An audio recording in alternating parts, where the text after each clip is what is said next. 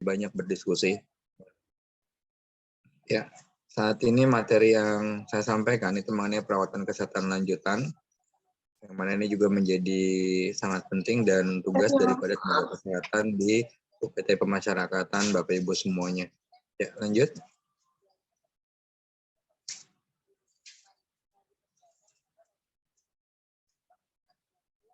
Ya, di perawatan kesehatan lanjutan salah satunya ada rujukan. Perawatan kesehatan rujukan yang sangat penting. Mungkin Bapak Ibu semua yang nggak punya dokter atau tenaga kesehatan yang terbatas, gitu.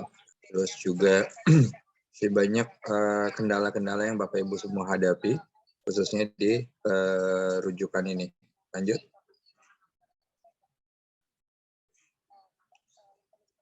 Ya, lanjut, Mas. Ya, ini ada dasar hukum rujukan.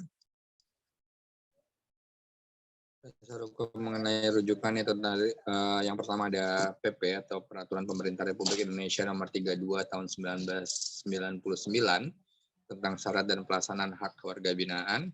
Ini kita masih pakai PP yang ini walaupun undang-undang kita sudah ganti di Undang-Undang Nomor 22 Tahun 22. Pada pasal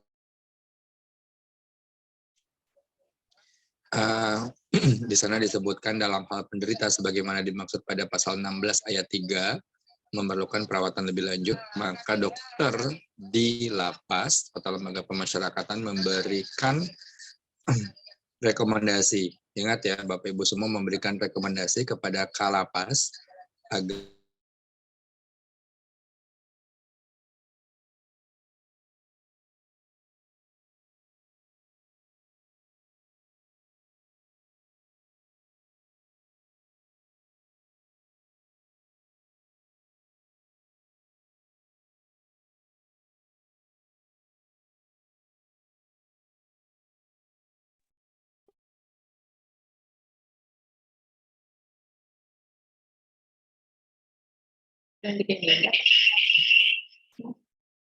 Izin Bapak, suaranya tidak kedengeran Bapak.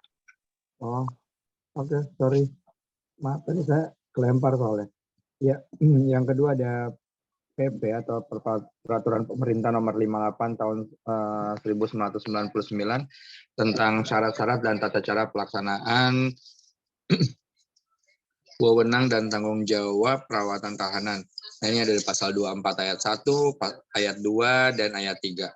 Serta juga di ayat 4, ayat 5, dan sampai di ayat 6. Di Bapak Ibu semua nanti bisa bacanya di peraturan pemerintah tersebut.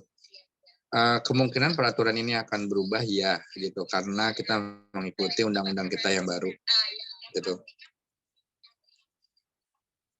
Oke, lanjut.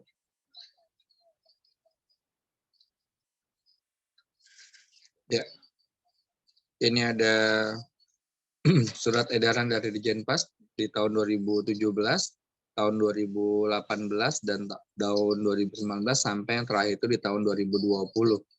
Itu ini semua sudah disosialisasikan dan harapan kami adalah Bapak Ibu semua mengetahui mengenai ini. Gitu. Kalau tidak, nanti akan saya share ininya,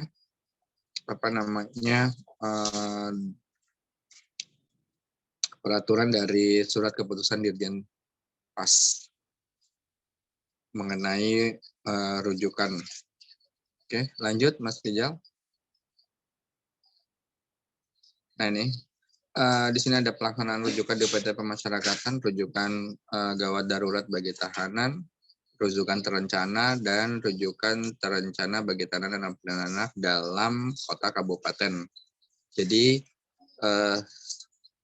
secara pelaksanaan rujukan ini dibagi menjadi 3. Ada rujukan gawat darurat, rujukan terencana, dan rujukan terencana di dalam kota atau antar kota kabupaten provinsi. Lanjut.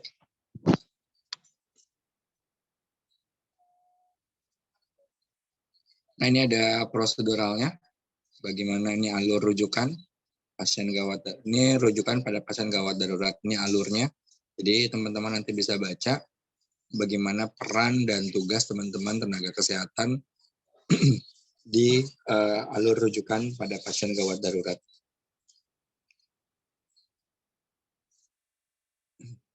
Di sini ada pembagian wewenang mulai dari tenaga kesehatan, KUPT atau pejabat terkait di bidang perawatan kesehatan, sampai pada KUPT dan pejabat terkait di bidang perawatan kesehatan, tenaga kesehatan, dan pengawalan. Ini semua sudah dibagi tusinya masing-masing di dalam alur ini. Oke, lanjut.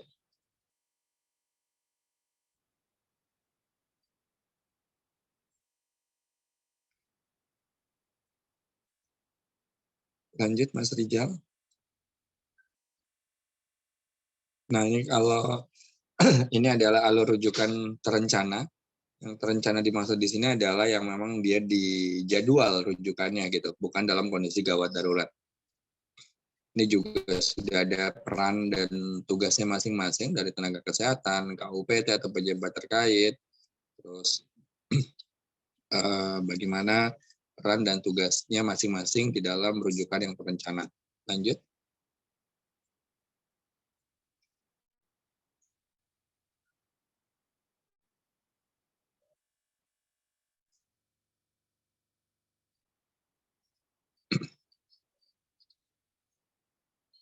Nah, ini rujukan terencana antar kota, kabupaten, atau dalam satu provinsi.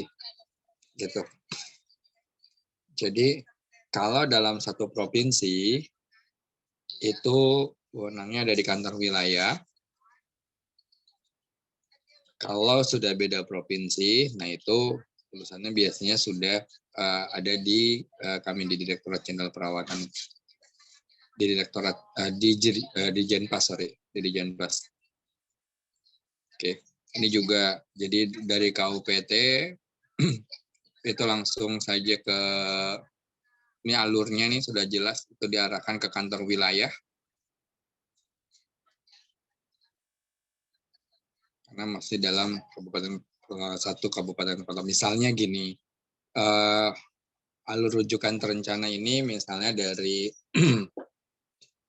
mana? Dari kalau Aceh itu mana kabupatennya, Mas Rijal?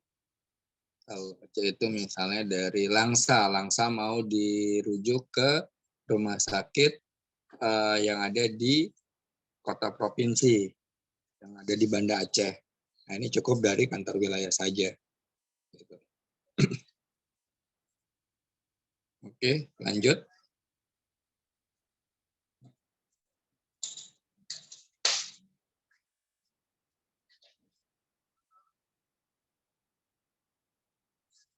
Nah, ini PBI kemarin kita sudah sempat sama-sama diskusikan tentang bagaimana sistem penyelenggaraan penerima bantuan iuran jaminan kesehatan bagi narapidana. Lanjut, Mas Rijal.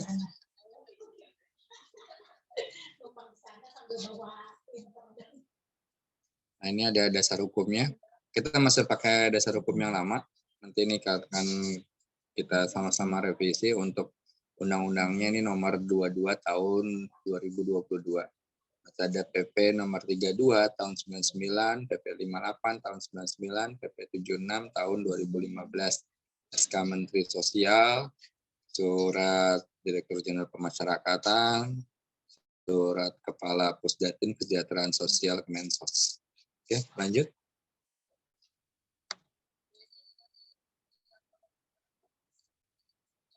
Nah, tujuan umum meningkatkan layanan kesehatan bagi narapidana, tahanan, dan anak. Tujuan khususnya menurunkan angka kesakitan, angka kematian, mempermudah petugas seperti dalam melaksanakan layanan kesehatan lanjut, dan menjamin biaya perawatan. Lanjut. Nah, ini sudah sempat dilakukan sosialisasi atau FGD di antara Direktorat Jenderal Pemasyarakatan, Kementerian Sosial, BPJS, Dinas Dukcapil, dan Kementerian Luar Negeri. Di tahun 2021 di bulan November. Di bulan Desembernya ada permohonan pendaftaran WBP, PBI, berdasarkan data NIK WBP yang terpadan dengan Dinas Dukcapil. Januari sampai Maret 2022 terbitlah SK 11 garis miring HUK garis miring 2022. Nah, ini yang Bapak Ibu semua diminta untuk men-input atau mendaftarkan warga binaannya untuk PBI jaminan kesehatan. Lanjut. Nah, ini datanya. Yang sudah masuk di Direktorat Jenderal Perawatan Kesehatan dan Rehabilitasi sampai dengan bulan Februari 2022. Ini mungkin sudah ada data terbaru. Nanti saya coba cari datanya ya. Lanjut.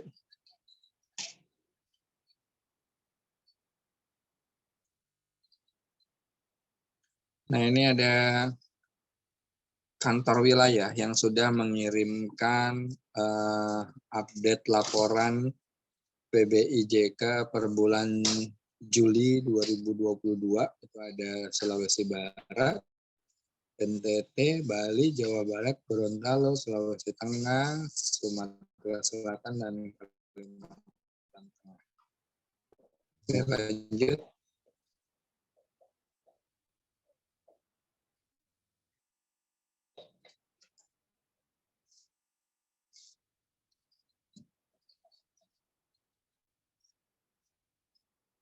Mas Rizal bisa lanjut? Masih ada lagi kah? Nah, ini. Jadi di perawatan lanjutan itu ada juga perawatan mental, regulasi perawatan mental. Ini yang teman-teman sekarang tuh diminta untuk melakukan screening kesehatan mental itu. Jadi tolong teman-teman lakukan, karena gangguan mental ini juga merupakan penyakit yang cukup tinggi terjadi di UPT pemasyarakatan kita. Regulasinya ada standarnya, ada buku petunjuk teknis pelayanan kesehatan mental atau jiwa, terus ada psychological first aid, ini diberikan kepada petugas pemasyarakatan, ada intervensi krisis, modul pengendalian masalah kesehatan jiwa. Ya, lanjut.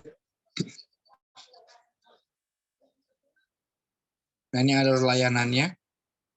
Jadi teman-teman bisa baca bagaimana alur layanan dalam menanggulangi kesehatan mental atau jiwa bagi narapidana dan tahanan. Tolong teman-teman pahami dan semaksimal mungkin alur ini diikuti supaya bisa optimal dalam memberikan layanan kesehatan mental atau jiwa bagi narapidana dan tahanan. Lanjut, Mas Rizal.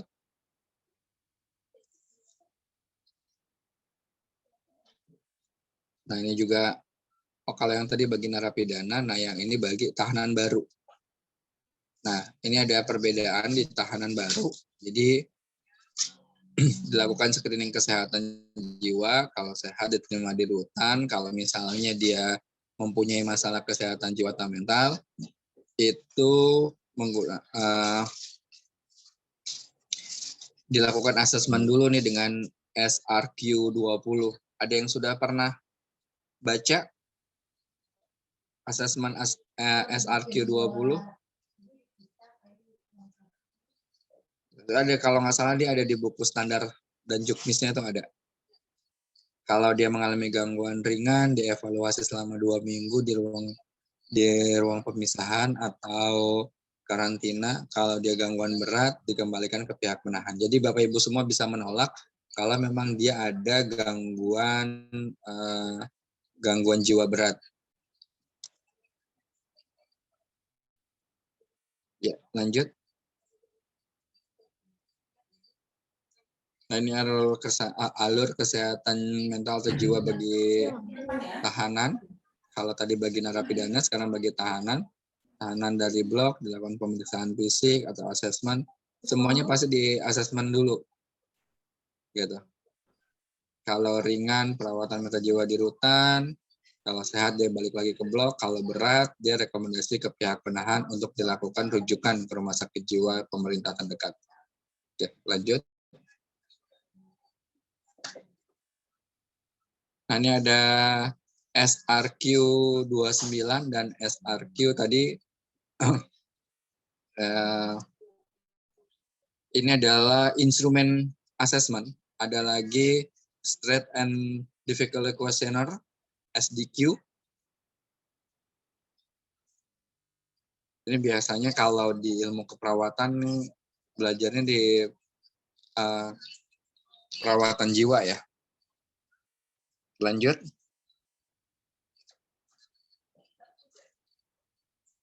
Nah, ini target cakupan indikator layanan kesehatan di rutan, lapas, LPK, dan Rumah Sakit Umum Pengayuman.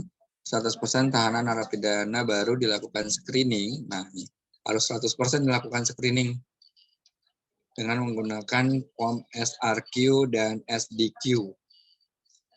100% tahanan dan anak narapidana di screening menggunakan formulir ASIS dengan hasil resiko berat di asesmen. Oke, lanjut.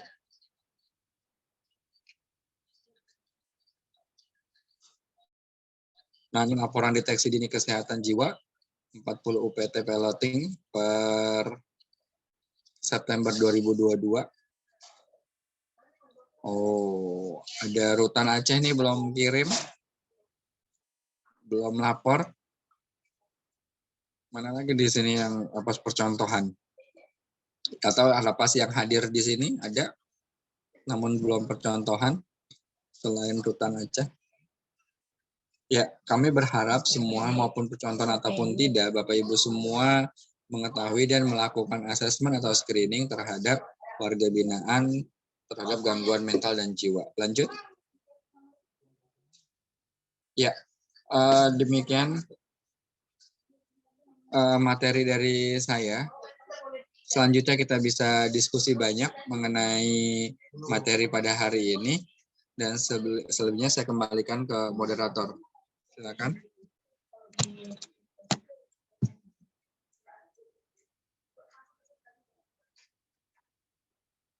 Baiklah, terima kasih Pak Hendra telah menyampaikan materi. Pak, izin menanggapi untuk Rutan Banda Aceh itu kan bulan September, Pak. Kalau nggak salah ini materi waktu di Bali, kami langsung ditelepon sama Pak Karutan waktu di Bali, langsung kita kirim ke Mbak Oke, kalau nggak salah ya Mbak, Pak. Ya, betul. Berarti udah ya? Ya, udah Pak. Tuh, Oke, terima kasih bulan, Mas Rijal. bulan November ini kalau nggak salah belum, Pak. Ya, oke, terima kasih. Izin sebelum melanjutkan, apakah Ibu Ina sudah hadir?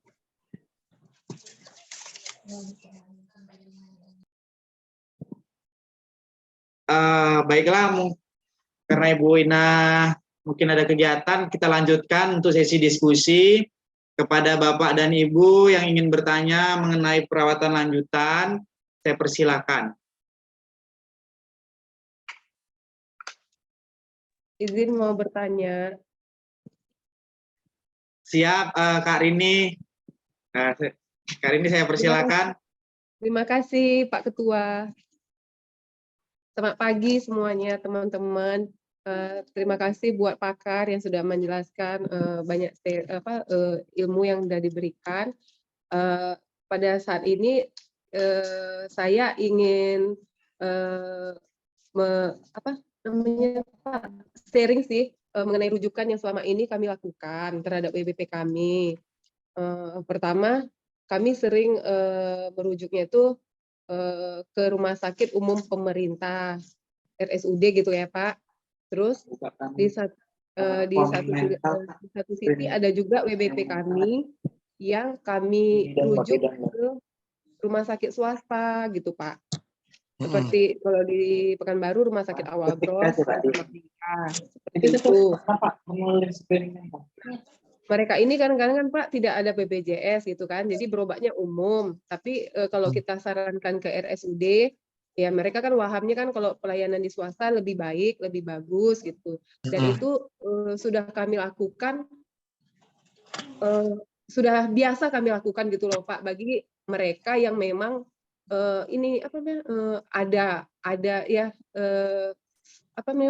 memang mau untuk berobat ke situ gitu Pak. Jujur aja mereka berobatnya umum gitu. Padahal mereka itu ibaratnya udah kami jelasin gitu kan, udah di TPP gitu kan Pak, tapi kami sudah menjelaskan kita ke RSUD. Dia asalkan keluarga dan merekanya itu memang tidak ada menuntut kayak mana-mana, ya udah kan mereka yang meminta. Seperti itu jadinya kalau dari seperti Kalapas atau pejabat yang lain akhirnya kami rujukannya seperti itu Pak. Kalau untuk beberapa sih Pak, tidak semua gitu. Ada yang dirujuk ke rumah sakit swasta. Apakah itu gimana Pak? Apakah itu bisa kami rujuk ke situ terus untuk selanjutnya atau gimana gitu Pak?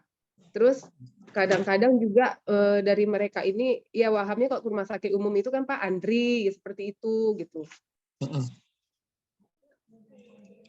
Ya, oke. Nah, yang ini kedua Pak, yang kedua untuk Oke. yang seperti asesmen jiwa tadi, jujur aja kami belum pernah melakukannya Pak. Pertama, saya pribadi belum pernah kayaknya ikut pelatihan mengenai jiwa. Yang pergi hari itu di sini dokter ya, dari lapas dewasa. Nah, untuk kami melakukan tentang kemarin kami dapat cuma baca-baca gitu, tapi kami untuk melakukannya tuh kan perlu dibimbing gitu. Jadi belum laporan yang tadi kami dari Lapas Perempuan Pekanbaru belum ada Pak untuk mengirim. Mohon petunjuk Pak. Iya.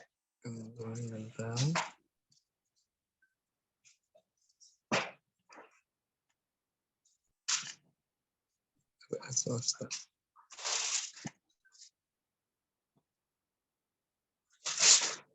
Belum melaksanakan. Terima kasih Pak Rizal.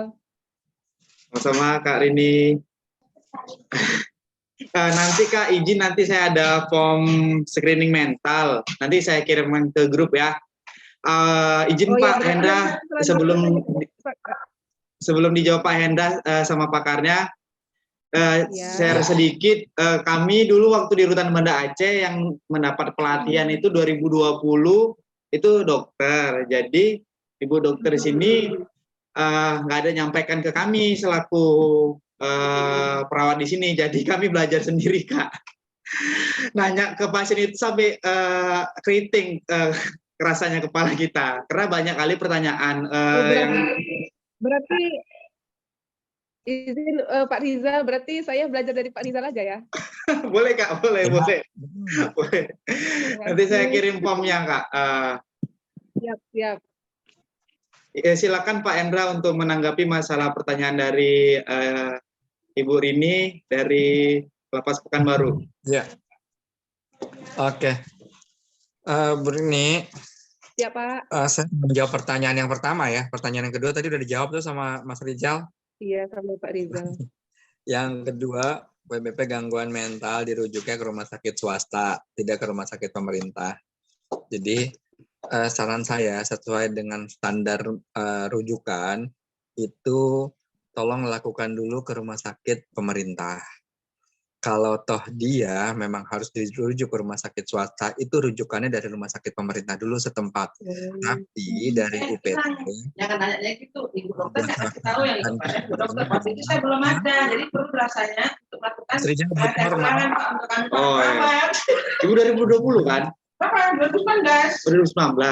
Izin Pak Rizal, Pak Hendra lagi menjelasin. Izin maaf. Bapak, maaf. Nggak apa-apa. Jadi tolong rujukan awalnya dari lapas, rutan, atau dari LPKA, dari UPT kita itu rujukan awalnya adalah ke rumah sakit pemerintah dulu.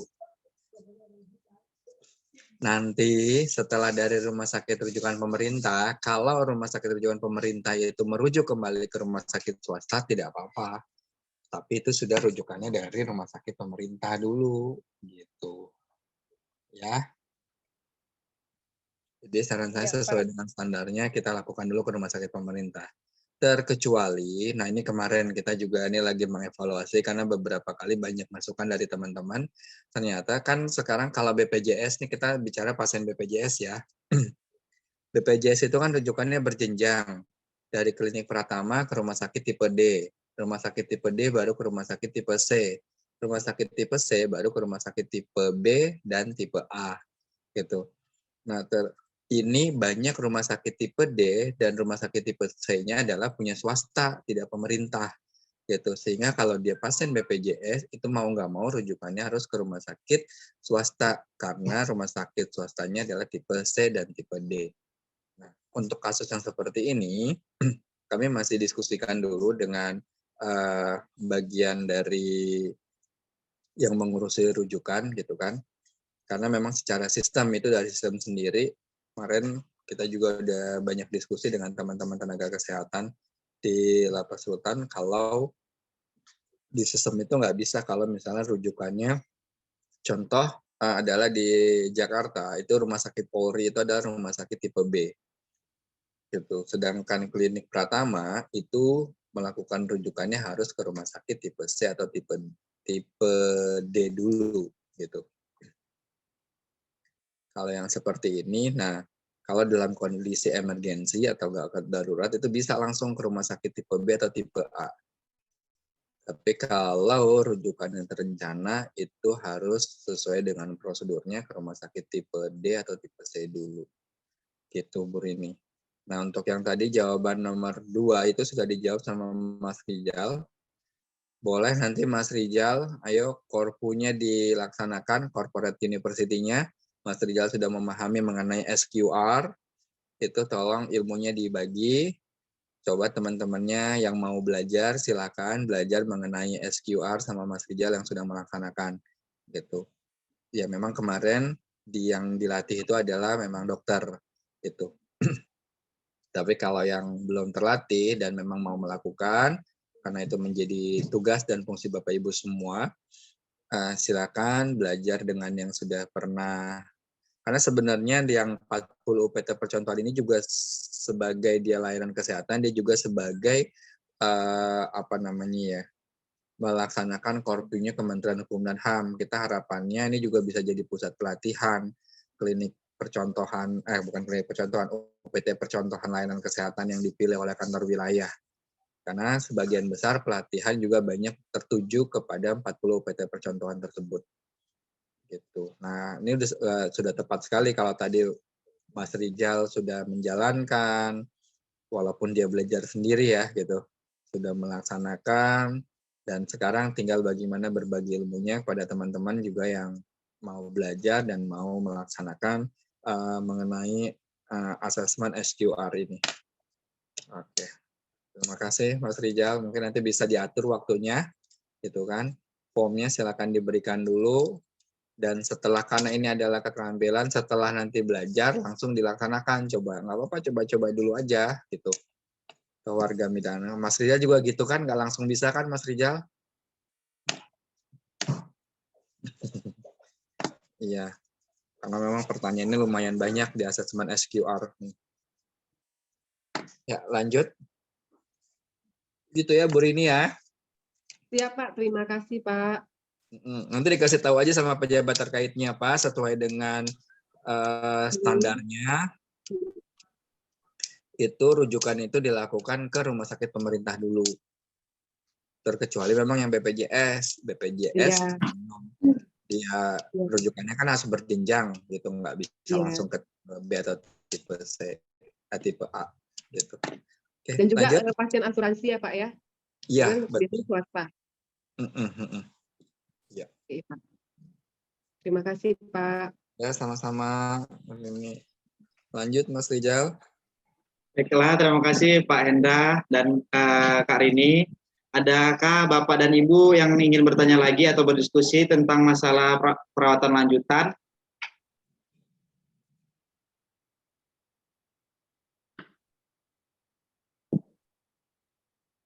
Izin Bapak, masalah screening mental, tadi kan ada SQR sama SDQ itu, yang SDQ itu untuk anak-anak ya Bapak Ibu. Jadi kalau tahanan anak-anak, kalau nggak salah umurnya batasnya sampai 17 tahun itu pakai SDQ. SDQ Pak, izin Pak, koreksi Pak. SDQ. Iya. Ya. Iya betul Mas. SDQ ya. Strength and Difficult Questionnaire. Ya, itu untuk anak-anak 4-17 tahun Bapak Ibu. Jadi itu yang saya kirimkan ada 4 formulir. Jadi yang kami biasa pakai itu lembar pertama, lembar kedua, sama lembar ketiga. Yang lembar keempatnya itu Bapak Ibu untuk anak-anak 4 sampai 17 tahun itu mungkin bisa dipakai untuk di LPKA Bapak Ibu. Jadi untuk dewasa kita SDQ nggak perlu kita lakukan Bapak Ibu.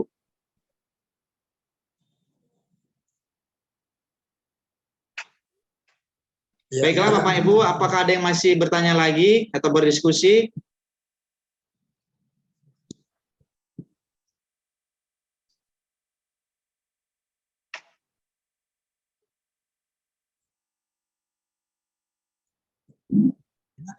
Bapak Ibu semua.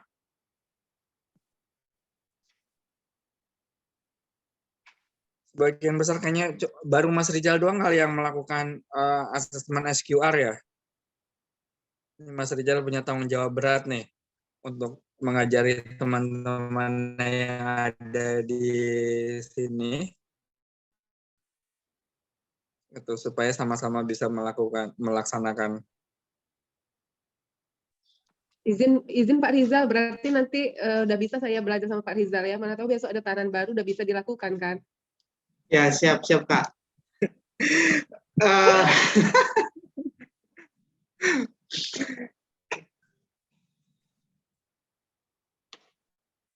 Ya, Mas Rizal kan sebagai UPT percontohan nih. Harapan kita adalah sebagai UPT percontohan itu selain melaksanakan pelayanan kesehatan sesuai dengan standar, beliau juga menjadi tempat belajar buat teman-teman yang lain. Siap ya Mas Rizal ya? Siap Bapak. Nanti izin Bapak Ibu nanti saya kirimkan juga form pelaporannya Bapak Ibu. Nah, ya betul. Pelaporan. Kan lumayan nanti apa namanya? Siapa tahu peserta COP pada yang hadir ini semua sudah bisa melaksanakan di luar dari UPT percontohan, kan luar biasa.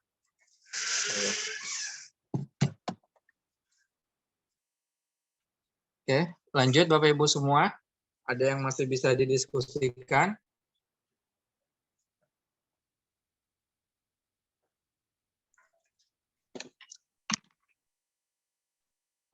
Silakan Bapak Ibu, ini hari materi terakhir kita. Izin Bapak mungkin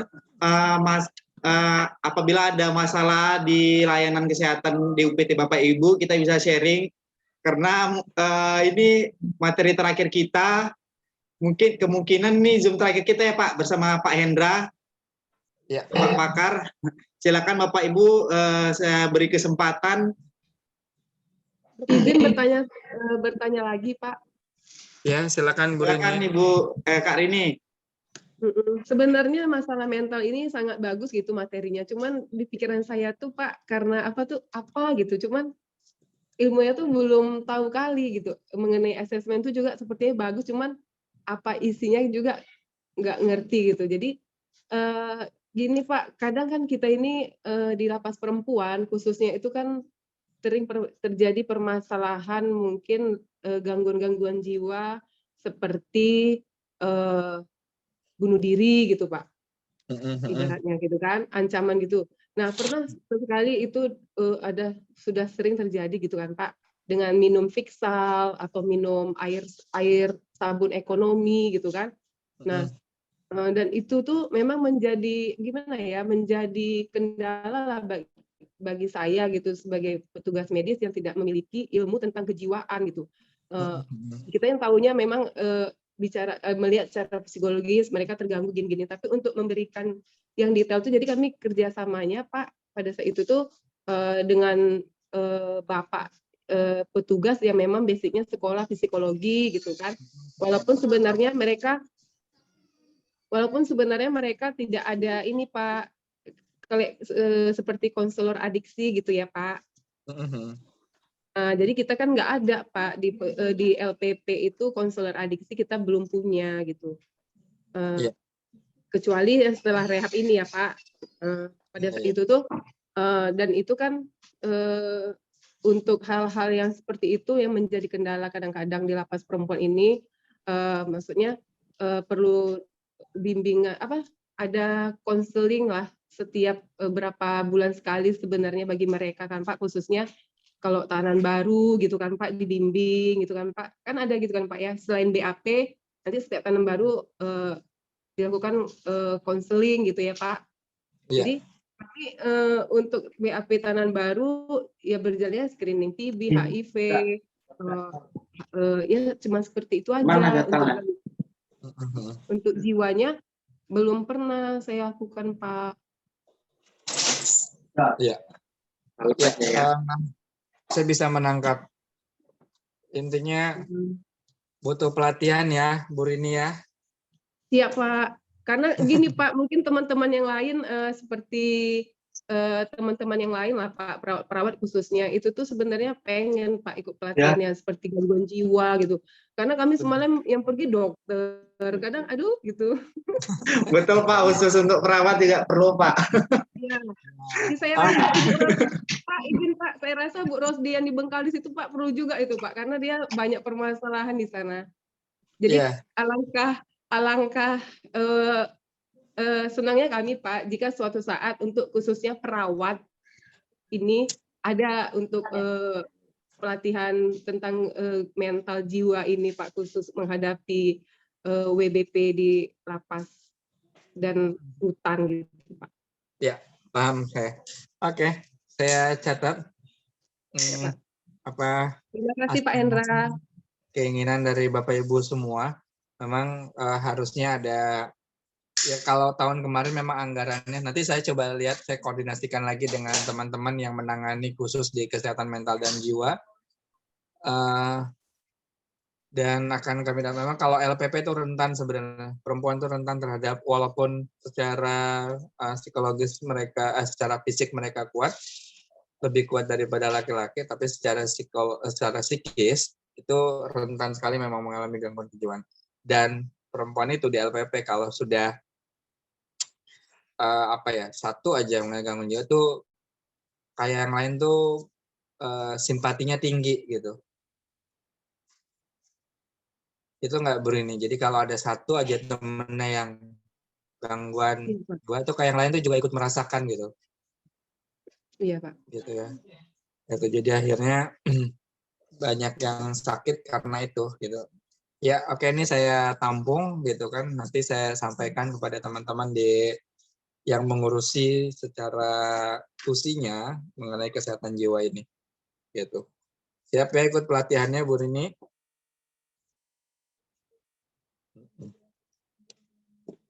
Iya. Ya Pak Hendra, saya nggak dengar Pak. Izin Pak, bisa ulang Pak. Ya, saya akan sampaikan tadi apa yang Bu Rini sampaikan kepada teman-teman memang mengurusi secara khusus itu tentang gangguan jiwa atau gangguan mental dan jiwa ini.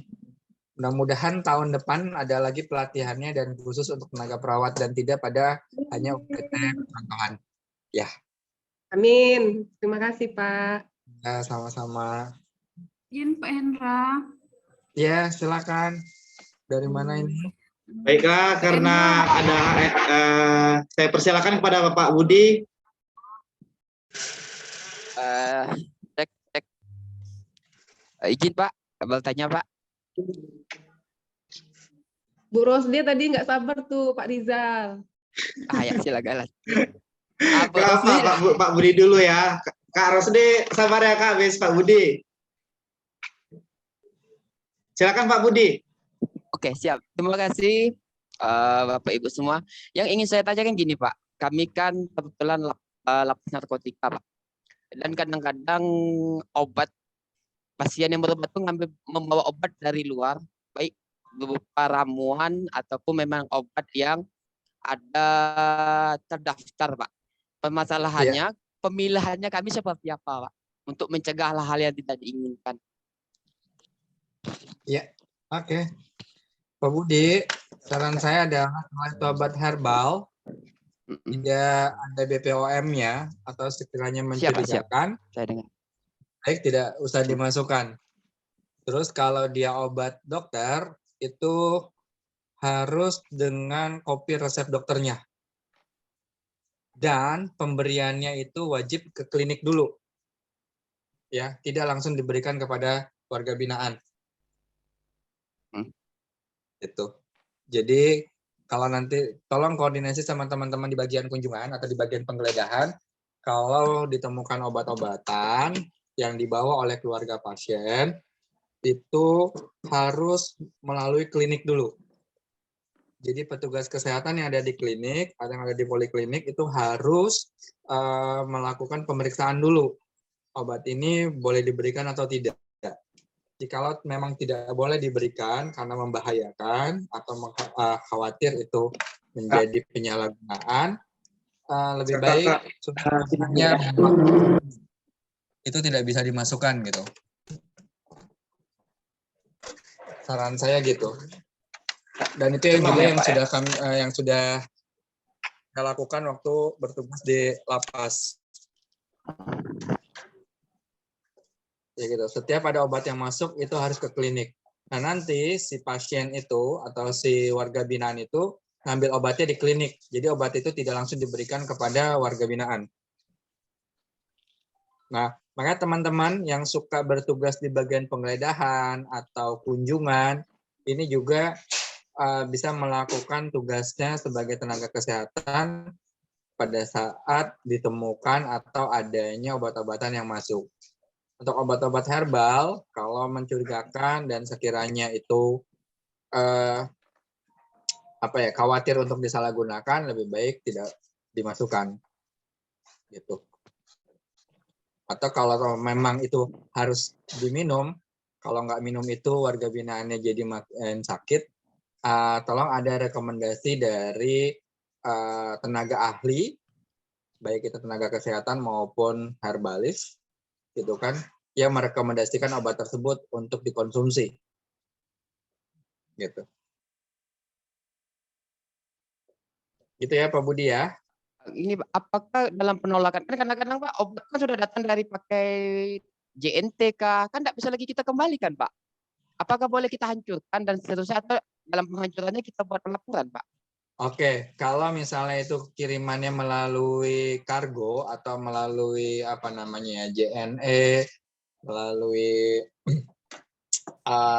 jasa pengiriman online, itu informasikan dulu kepada yang bersangkutan, kepada warga binaannya, bahwa obat ini tidak bisa kita berikan, tidak bisa masuk, dan ini kita simpan di klinik. Kalau nanti ada keluarganya, semaksimal itu dibawa lagi oleh keluarganya. Jadi kasih ke keluarganya untuk bawa. Jadi jangan kita yang menghancurkan, karena itu ya takutnya itu obat penting memang untuk si pasien atau si keluarga pasien yang memberikan. Jadi tolong jangan langsung dihancurkan atau dimusnahkan oleh kita, jangan. Jadi informasikan dulu kepada warga binaannya, ya. Siap Pak. Terima kasih Pak. Ya, sama-sama. Ya, Pak Budi sudah cukup jelas ya Pak Budi ya. Siap Pak. Terima kasih Pak Budi. Kita lanjut ke Kak Rosdiana ya Kak. Silakan Kak. Terima kasih Pak Rizal. Di sini saya sedikit ini ada juga bertanya nanti dan juga ada sedikit kalau kami biasanya memang saya belum pelatihan mengenai kesehatan mental jiwa, tapi kalau ada WBP kami atau yang mengalami gangguan jiwa biasanya kan ini kerjasamanya ke puskesmas. Puskesmas itu mempunyai ini program tentang kesehatan jiwa. Jadi biasanya ya kita nilai sendiri sebenarnya ya. Kita nilai sendiri berapa orang kami kumpulkan yang mengalami gangguan jiwa. Nanti kita hubungi ke puskesmas. Pemegang programnya datang ke lapas untuk mengasesmen mengenai tingkat beratnya mereka dan pengobatannya. Terus itu yang saya mau tanyakan di sini kan mengenai mereka kan dipisahkan. Kalau ada mengenai dia itu gangguan jiwanya melukai diri sendiri dan orang lain, kita kan pisahkan ya dengan yang lainnya. seperti yang dari kita bahas tadi. Cumannya masalahnya di sini, kalau kita pisahkan dia melukai dirinya sendiri, akhirnya tidak nampak oleh kawan-kawannya, bisa menyebabkan kematian, dan kita mungkin 24 jam untuk mengawasi dia di situ, seperti itu. Sebelum nanti kita melakukan rujukan mungkin ke rumah sakit jiwa, apalagi kami di pulau ini jauh sekali rumah sakit jiwanya cuma ada di Pekanbaru, seperti itu.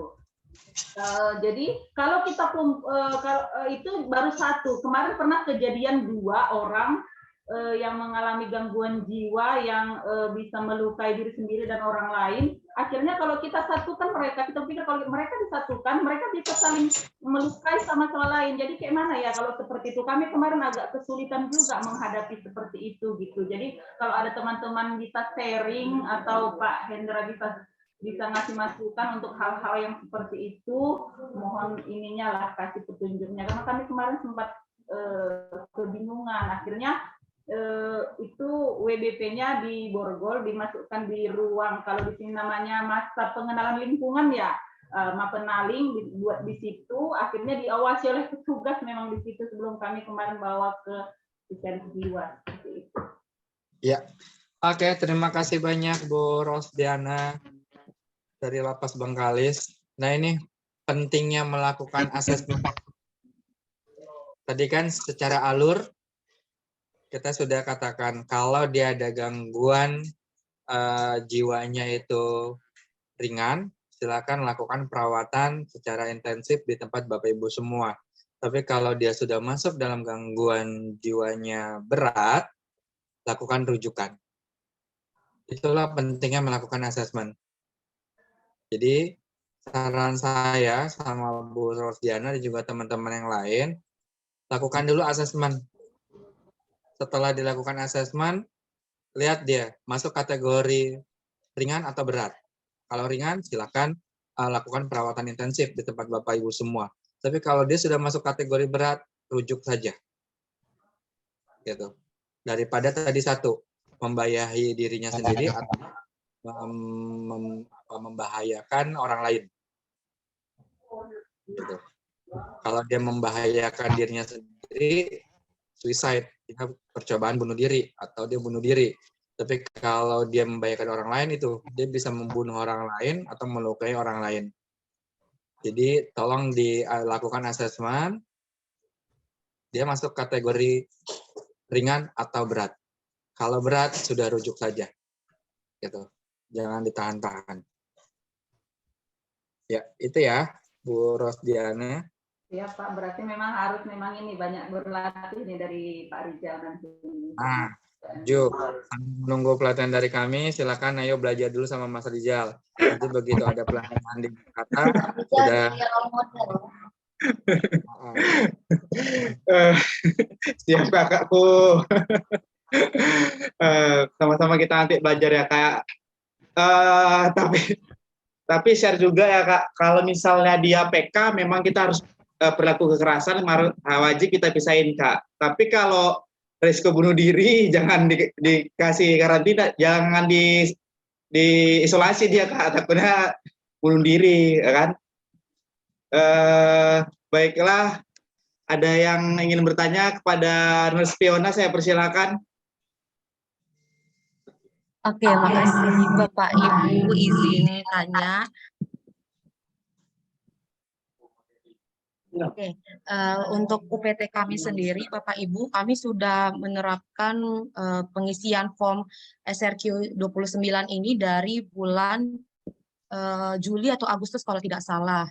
Nah, dari hasil yang kami dapatkan itu syukurnya belum ada WBP yang masuk kategori berat ya Bapak, yang butuh tindak lanjut untuk dirujuk ke Vaskes tingkat lanjut. Nah, yang kami sering bingungkan Bapak yaitu untuk memproses hasil screening kami ini mau kami apakan Bapak, seperti itu.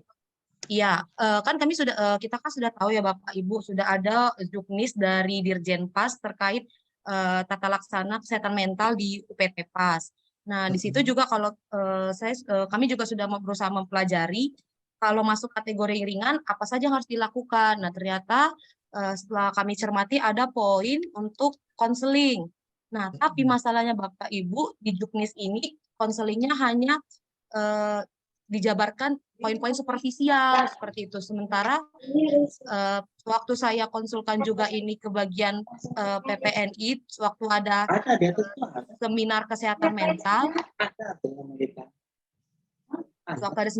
mental, itu dari mereka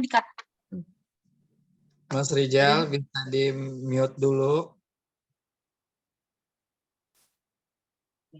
Nah, dari mereka Bapak dikatakan bahwa perlu ada modul untuk konselingnya Bapak. Jadi misalnya kalau konseling itu kan untuk pencegahan ya Bapak, untuk pencegahan supaya misalnya WBP ini terindikasi ada ansietas ringan atau ansietas sedang. Nah, kalau misalkan kita konselingkan, dia butuh berapa sesi konselingnya, apakah misalnya dibikin 8 sesi konseling. Nah, setiap sesi konseling itu dia ada modulnya sendiri, apa yang mau disampaikan oleh kita sebagai perawat kepada WBP tersebut. Nah, sementara kalau kita lihat di Juknis ini, Bapak, kami suka kebingungan apa yang harus kami sampaikan supaya tepat seperti itu Bapak, penanggulangan masalah kesehatan mental ini untuk WBP gitu. Karena kalau dibilang kalau cuma dikatakan menguatkan WBP, terus memberikan dukungan sosial kepada WBP, active listening atau pendengaran aktif, itu kan superficial sekali ya Bapak, belum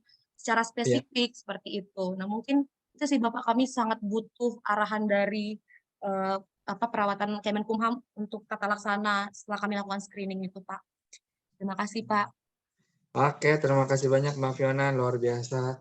Ini ada satu lagi nih, bisa jadi pusat pembelajaran. Bu Fiona mungkin nanti bisa sharing sama teman-temannya juga tuh yang belum melakukan screening dengan SQR. Bu Fiona sudah, selain Mas Rijal, mungkin ada Mbak Fiona juga nih yang bisa sama-sama nanti mengajari teman-temannya yang belum pernah atau yang belum bisa untuk melakukan screening atau asesmen dengan SQR. Ya, saya karena kalau gini, kalau mengharapkan tadi konseling ya, gitu. Ini juga belum ada pelatihannya, betul sekali gitu. Juknisnya juga belum banyak disosialisasikan gitu. Apa yang harus dilakukan kalau misalnya hasil dari screeningnya itu ringan, juga apa yang harus dilakukan hanya parsial saja begitu. Itu bagus sekali. Nah, sekarang gini, dalam pemasyarakatan pasti itu I-nya adalah inovasi. Bapak Ibu semua silakan berinovasi. Kira-kira apalagi di perempuan nih. Kalau perempuan itu lebih sensitif ya.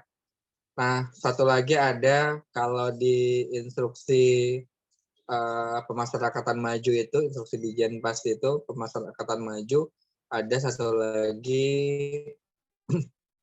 membangun sinergi. Nah, harapan kami adalah di LPP Batam ada fakultas psikologi nggak, Mbak Fiona?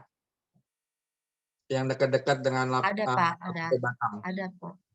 Ada. Bapak, ada, Pak, ada. Ada. Oke, kalau ada, Mbak, coba. Ini saya sharing aja ya, berbagi pengalaman.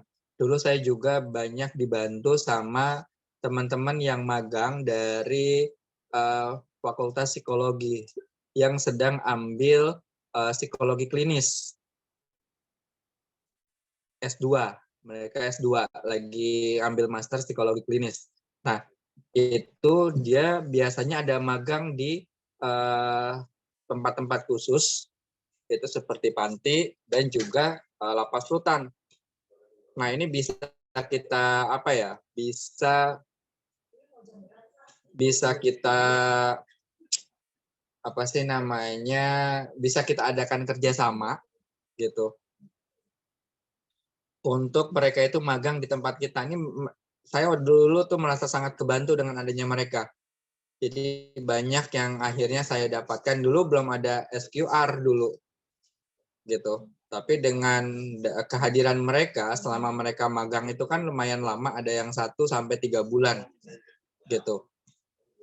Itu coba menggandeng mereka dari Fakultas Psikologi untuk membantu kita melakukan konseling, memberikan terapi-terapi psikososial gitu terhadap warga binaan kita yang memang dalam hasil screeningnya atau asesmennya itu mengalami gangguan jiwa ringan gitu.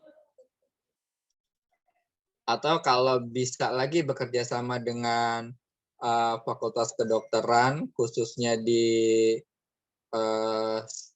spesialis kesehatan jiwa (SPKJ), itu juga sebenarnya bagus gitu. Dulu di Lapas Narkotika Jakarta itu sempat melakukan gitu dengan mahasiswa kedokteran, khususnya kedokteran spesialis kesehatan jiwa atau SPKJ. Gitu. Kalau saya dulu masih kerjasamanya dengan Universitas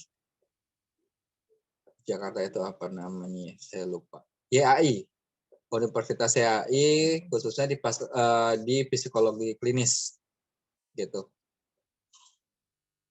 Ya, itu ya, Bu Fiona, gitu.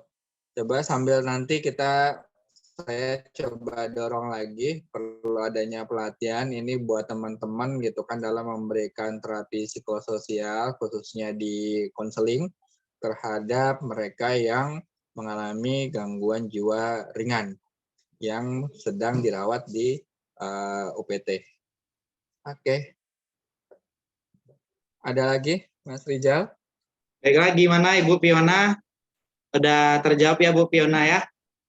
Semoga ada pelatihan buat kita atau sosialisasi tentang juknis kesehatan mental ya. Baiklah, apakah ada Bapak Ibu? Ya, apakah ada yang ingin bertanya lagi Bapak dan Ibu? Izin Mas Rizal. Dari Lapas kelas 2A Jambi ya? Ya, siap. Izin Bapak, sebelumnya kami konfirmasikan bahwa di Lapas kelas 2A Jambi itu terdapat 1 orang psikolog klinis.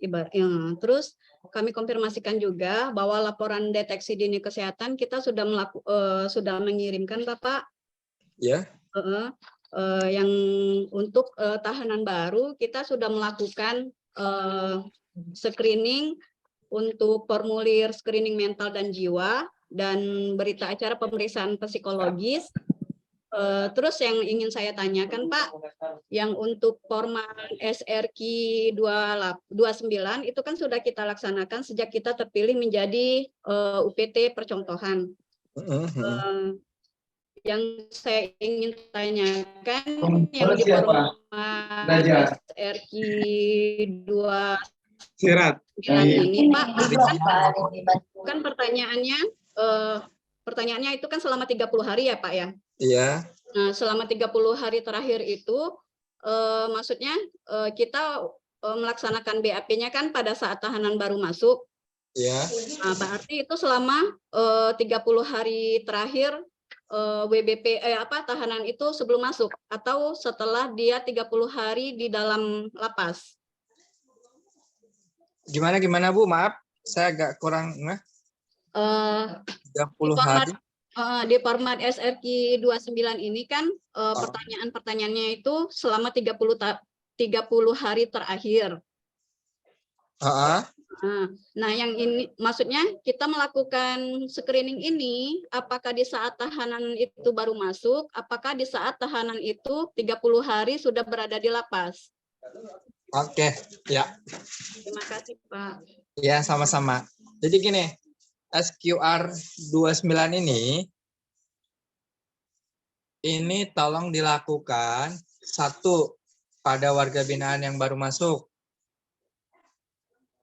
2, dilakukan juga secara berkala. Berkala ini misalnya ada Bapak Ibu semua melihat warga binaannya, ini kok nggak mau makan, obat-obatan nggak diminum, ada gelisah, nggak bisa tidur, mungkin bisa dapat informasi dari kader kesehatan atau dari pemuka blognya gitu kan. Nah, kalau menemukan kasus-kasus yang seperti itu, udah mengalami kegelisahan atau sampai kepada ansietas, itu tolong dilakukan asesmen dengan SQR 29 ini. Gitu.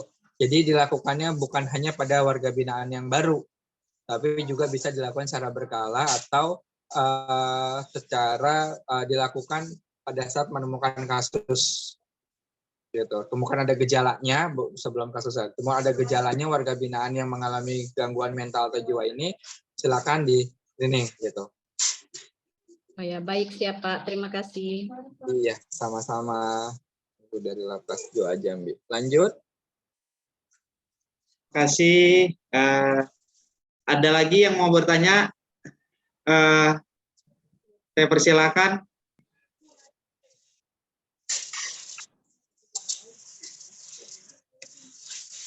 Bapak Ibu yang ingin bertanya, saya persilakan.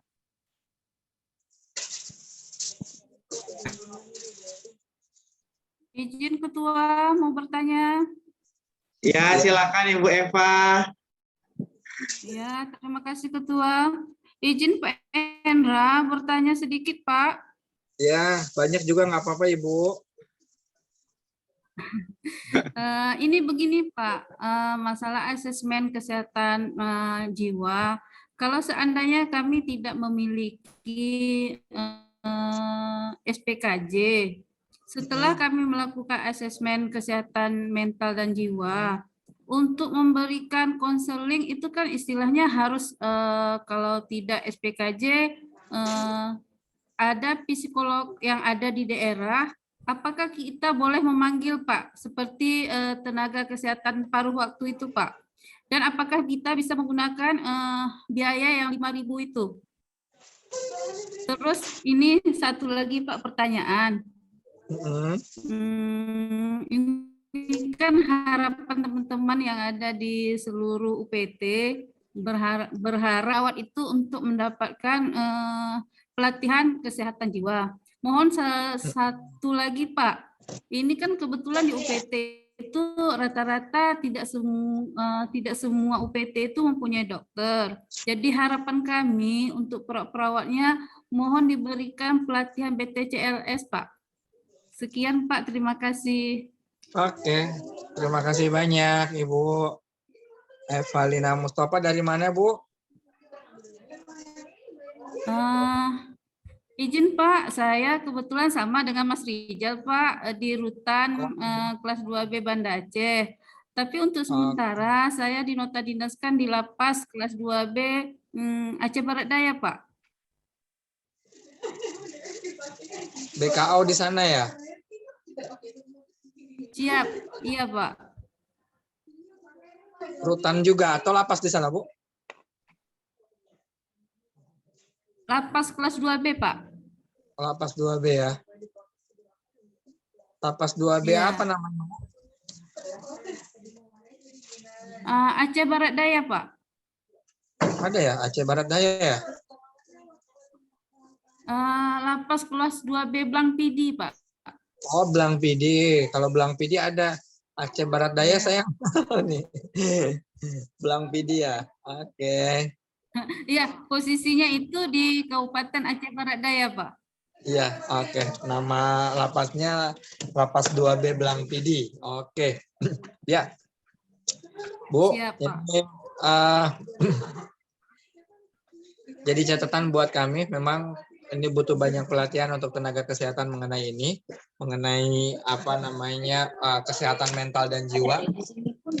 Terus tadi Ibu katakan apa yang Bu itu untuk tenaga paruh waktu, dokter spesialis, SPKJ gitu kan, tenaga paruh waktu untuk psikolog. Silakan saja Bu, boleh Bu, terutama untuk yang SPKJ itu boleh untuk spesialis gitu. Yang pertama, yang kedua saran saya kalau untuk tenaga psikolog, kalau di sana ada fakultas atau universitas psikologi itu jauh lebih baik kerjasama dengan mereka Bu, gitu. Itu malah kita gratis. Kadang malah mereka mau. Bapak. Kenapa Bu? Ya. Ada nggak Bu kira-kira di sana? Izin Pak, kebetulan di sini tidak ada fakultas psikologi. Ini Pak misalnya nggak ada Pak. Cuman ada misalnya itu orang yang kebetulan selesai psikologi tapi tidak bekerja inilah ya Pak. Maksudnya punya ilmu, tapi kita boleh panggil nggak Pak? Ilmu psikologinya. Boleh Bu, boleh. Tapi dia profesional ya, tenaga profesional gitu. Nggak hanya yang sekedar baru lulus gitu kan, terus ya belum, kita anggapnya belum profesional ya gitu. Itu nanti malah jadi masalah di tempat Bapak Ibu semua. Karena kita kekhususan kan gitu. Saran saya yang sudah profesional atau dia punya lisensi atau punya surat perintah atau surat tugas dari ikatan apa namanya ya, Ikatan Psikologi Indonesia gitu. Itu ada tuh HIMSI bukan ikatan, himpunan Psikologi Indonesia gitu ya. Itu ya Bu, katakan bisa Ya, bisa, siap, Pak. boleh gitu itu. Baiklah, bagaimana Bu Eva? Semangat ya dibilang Widi. Nanti kita jumpa lagi ya Bu. Ya, betul. Itu Pak Hendra, mohon ininya ya Pak, disampaikan untuk pelatihan BTCLS untuk para perawat Pak, yang dikhususkan bagi UPT yang tidak mempunyai dokter Pak. Nah, BTCLS ini itu adanya di BPSDM Bu, gitu, bukannya di kami. Jadi nah BPSDM, saya seingat saya itu terakhir itu mengadakan pelatihan 2019 sebelum COVID ya, gitu. Itu ya ada pelatihan itu, cuma kuotanya sangat sedikit memang.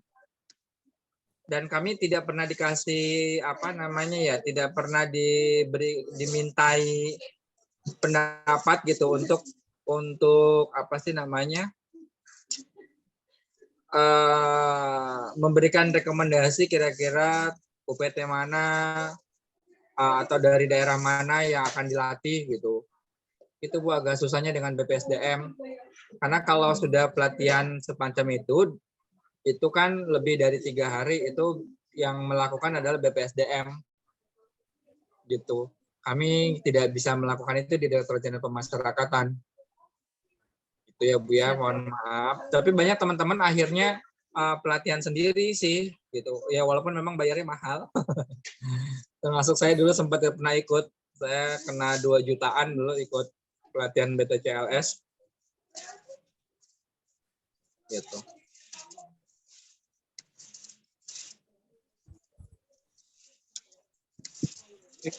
Baiklah, bagaimana Ibu Eva? Apakah sudah menjawab pertanyaannya?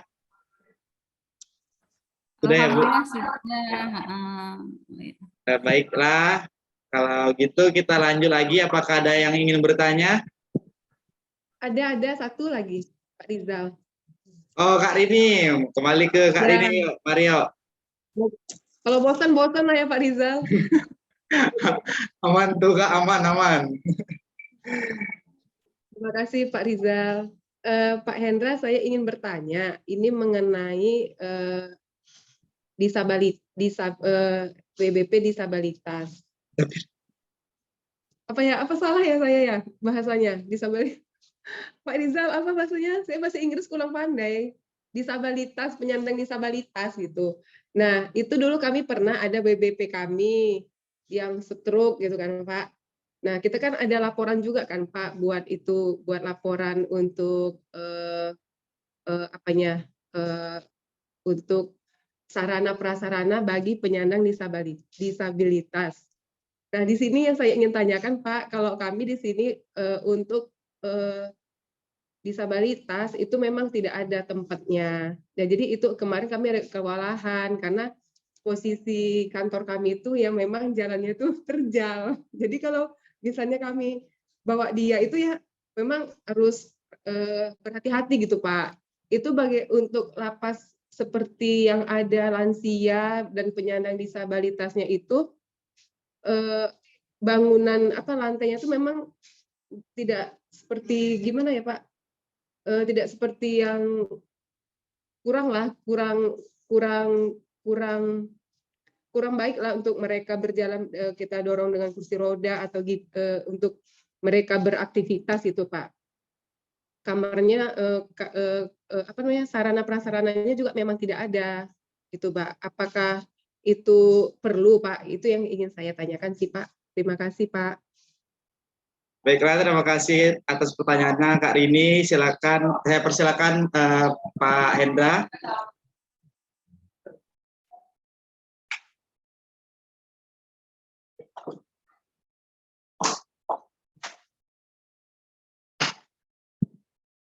Izin Bapak Hendra. Maaf, saya masih unmute. Oke, ya. Terima kasih banyak, Mbak Rini. Untuk disabilitas itu kan sudah ada standarnya ya.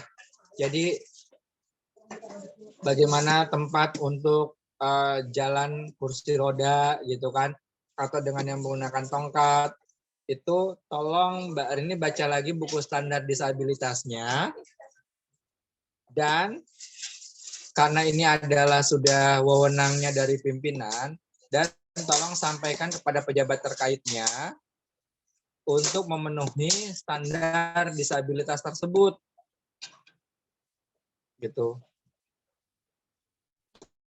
Jadi ini bukannya wewenang lagi dari tenaga kesehatan. Kita tenaga kesehatan hanya memberikan rekomendasi. Ini loh untuk disabilitas standarnya harus begini. Gitu. Mesti ada kamar satu untuk disabilitas, Pak. Izin Pak bertanya, Pak. Untuk kamar, iya Pak. Sebenarnya sih nggak perlu kamar khusus. Jikalau tergantung nih disabilitasnya dia seperti apa gitu. Disabilitas seperti apa? Kalau dia masih bisa beraktivitas sendiri, tidak 24 jam membutuhkan bantuan daripada tenaga kesehatan, gitu kan? Itu ya tidak perlu dipisahkan. Tapi kalau dia sudah tidak berdaya, harus membutuhkan pendampingan selama 24 jam terhadap tenaga kesehatan, ya mau nggak mau dia harus punya tempat khusus gitu. Terus saran saya dilihat dulu gitu kan sejauh mana dia disabilitasnya. Ya. Terus kalau memang dia sudah disabilitas parah, bukan parah ya bahasanya kalau disabilitas itu apa ya? Membutuhkan perawatan 24 jam terhadap tenaga kesehatan, itu juga bisa diberikan atau diajukan, bukan diberikan, bisa diajukan untuk mendapatkan remisi sakit berkepanjangan. Diajukan saja. Itu kan biasanya di bulan Maret atau bulan April dalam memperingati Hari Kesehatan Sedunia. Ya, itu ya, Bu Rini. Lanjut, Ya, Mas Pak, Rijal. Bagaimana Kak Rini? Apakah sudah jelas?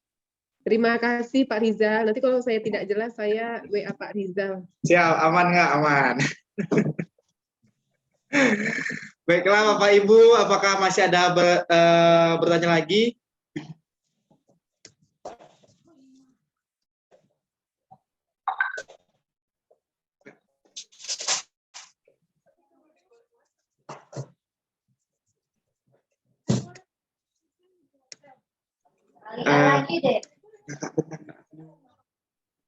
Baiklah Bapak Ibu, jika tidak ada bertanya lagi, maka berakhirlah pertemuan pada hari ini.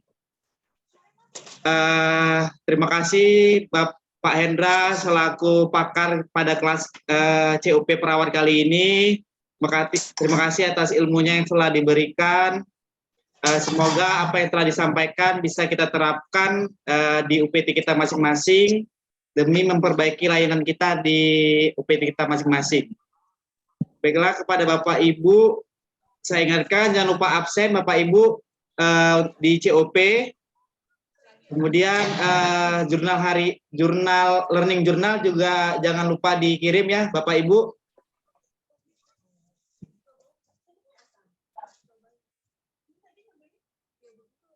Oke Pak Rizal. Baik, Bu Lydia.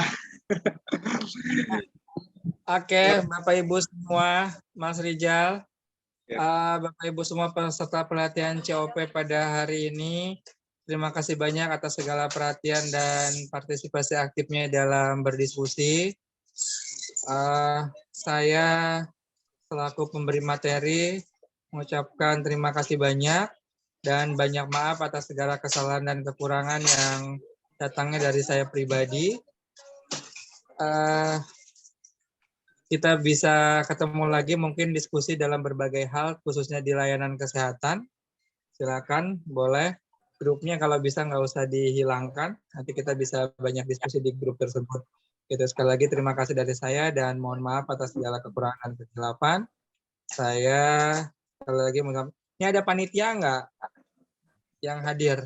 Panitia. Tidak ada Bapak, izin Bapak tidak.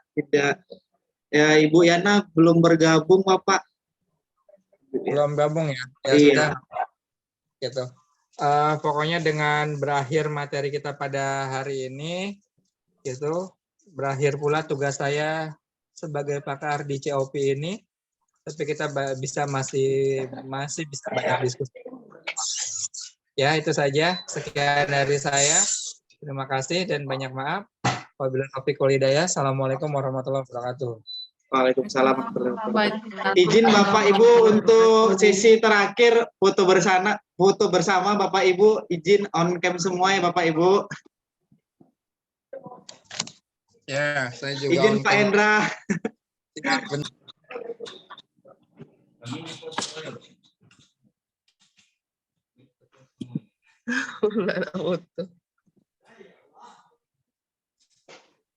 Izin Uni Santi.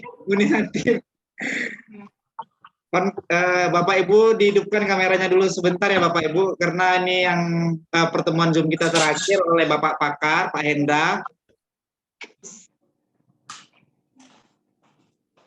Ibu Zara gimana? Ya, udah on cam, mantap. Kenny, ini sekretaris kita, Kenny silakan on cam.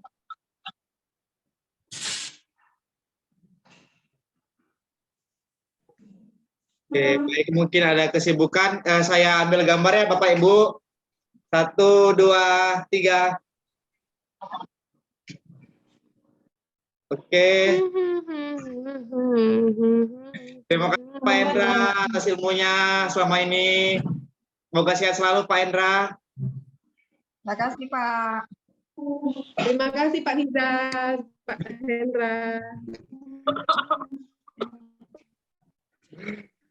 Terima kasih. Terima kasih Bu Rosde. Kiriman WA-nya tadi pagi.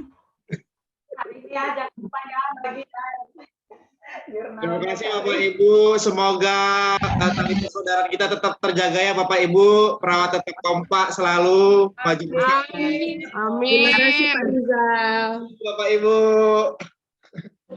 Jangan nggak dibalas ya kalau saya tanya-tanya terus nanti mulai hari ini sampai besoknya lagi tentang jiwa-jiwa ini. Ya, aman. Siap diserbu nih, Pak Rizal sama Fiona nih siap diserbu. Ini.